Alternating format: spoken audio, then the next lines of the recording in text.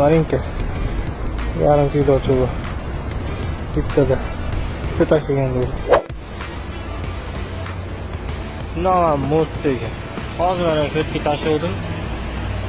Bir yarim kilochi. Ribalka yomon bo'lmaydi. Mana bitta Marinka.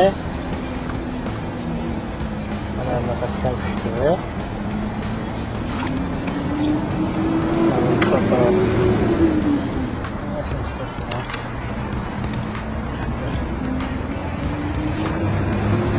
Lekin dodasi bo'ldi. Yarim kilo bor.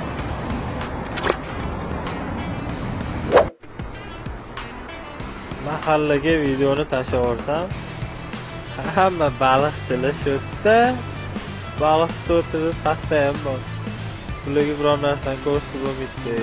Hammaga assalomu alaykum. Baliq o'rga ishqibozlar ukalarimiz uchun chiroyli guruh ochib qo'yganmiz. Bu guruhimga silkani ustiga bostirib Telegram kanalimga obuna bo'ling va baliq o'rga ishqibozlar ukalarimiz uchun juda zo'r lokatsiyalar bo'limini ochib qo'yganman. Barcha zo'r lokatsiyalarni shu guruhimga yig'ib qo'yganman. Armansoy qayerda edi, Uchtom qayerda edi, Sarkizov qayerda edi deb o'tirmaysizlar.